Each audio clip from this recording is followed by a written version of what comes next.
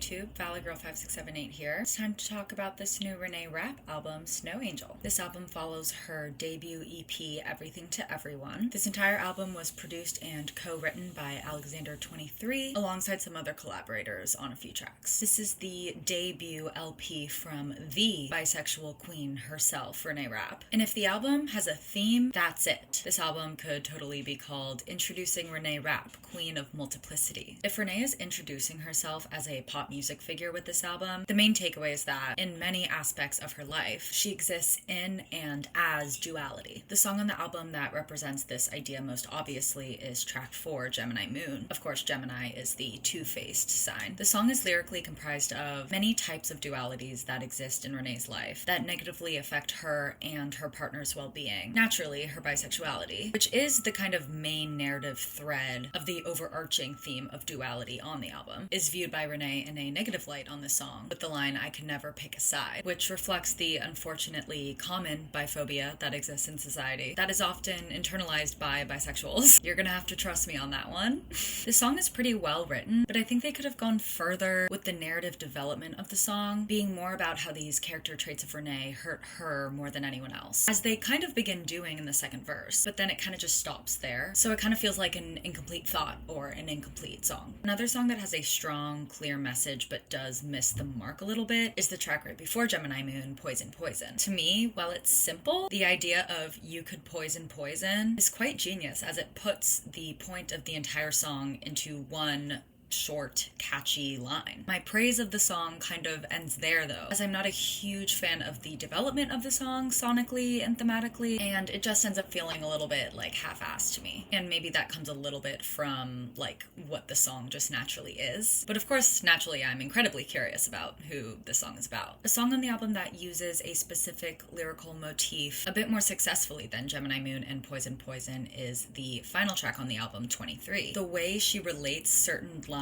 and words back to other ones paints such a full and cohesive picture that is lacking on the previous two songs I mentioned. Okay, like verse 1. It's my Jordan year, I thought this shit would look good on me, but I just feel weird, and I still can't fly, which relates to being Jordan year, but like Michael Jordan, like people would say we'd fly because he was like good at basketball. Thought I'd be ahead, but I'm down by 5. Again, point system, basketball, Jordan. I'm on fight or flight and I still can't fly. Like the way she relates her being on fight or flight, like, you know, a natural anxious state, to the idea of flying, the Jordan, you get it. It's a lot of crossovers happening. Yeah, just hands down one of my favorite songs lyrically on the album. I love the outro of the song, especially the last line, which closes off the album with that idea of duality that is in many ways the thesis statement of the album. Another song that is quite well written is track 2, I Hate Boston, which actually has a few notable collaborators, one being Rob Basel, who is one of SZA's main collaborators, and Ian Fitchuk, one of Casey Musgrave's main collaborators. Based on the lyrical content,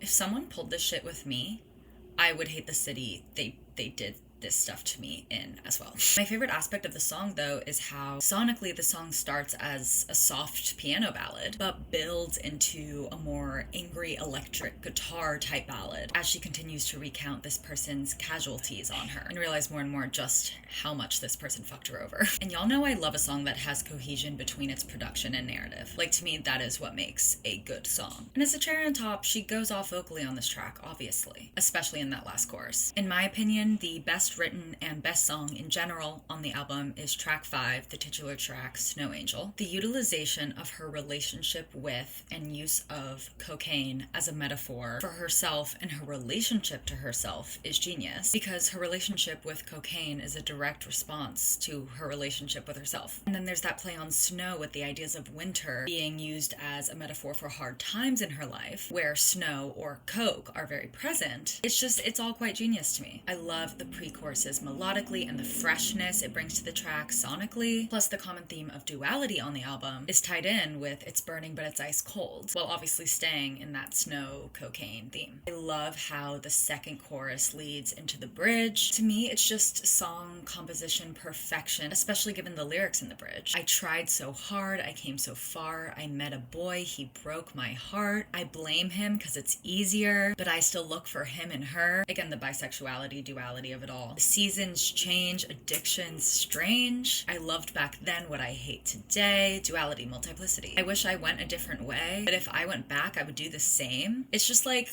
hello, crescendo moment, especially with the vocals in this part. And then the subtle lyric changes in the last chorus that represent her losing energy and strength to the point of even being able to express herself, to the song cutting off at I, implying a metaphorical death from her addiction, which can be interpreted in many ways, like literal death, death from her addiction so she's getting better, metaphorical death, like my brain's imploding. It's just genius. It's an incredibly well fleshed out song thematically and sonically that paints the most vulnerable yet clear picture of Renée on the album. So it being the titular track works beautifully and perfectly. So while Snow Angel is definitely objectively the best song on the album to me, my personal faves are one, Pretty Girls, which just has the best fucking production and melodies. It's written in such a smart and fun way with the use of the term pretty girls, and has a goddamn A+ concept. Like, people have been talking about this on TikTok, mostly because that one girl made that TikTok about like, yeah, when me and my friends go out and get drunk, we kiss each other. Doesn't mean we're gay. Oh, sweetie pie. Like, someone had to say it, and it tracks so hard that it would be Renée. And then 2, Willow, which Renée actually said on the Terrell show that she tried to write it in a Frank Ocean-esque type of way. Frank Ocean being her favorite of all time, Blonde being her favorite album of all time, and I can totally see that in the song, even down to the production. It's a very Frank-esque track, and I'm obviously a huge Frank Ocean fan, so I obviously appreciate that. And outside of that, I really like the instrumental outro. It's the only song on the album that has an instrumental outro, and overall you can just really see Renée's R&B roots in this track, which is nice. And then while Tummy Hurts isn't my favorite on the album, it's definitely still a standout. Firstly, I love when an artist references past work of theirs to clue the listener in to the inspiration of the song, given that they know the inspiration of the song they're referencing. In this case, Renée refers to her song In the Kitchen from her EP, kind of telling us that these two songs share a muse. And I also just love when artists kind of build their own cinematic universes. The chorus on this track is my favorite melody X vocal performance, and I also love the kind of stream of thought lyrics. It really just sounds like Renée is ranting. And then the second choruses transition into the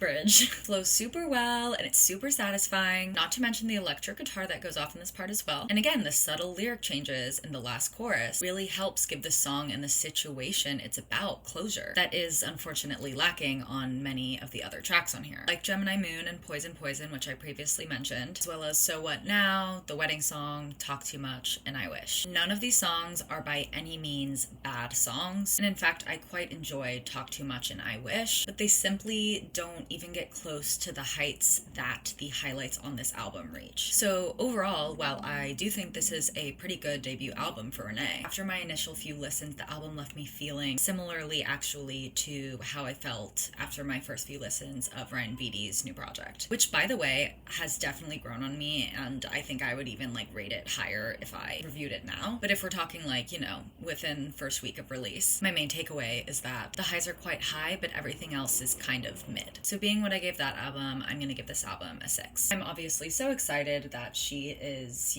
entering the pop sphere. Representation matters, and I fuck with her. I do.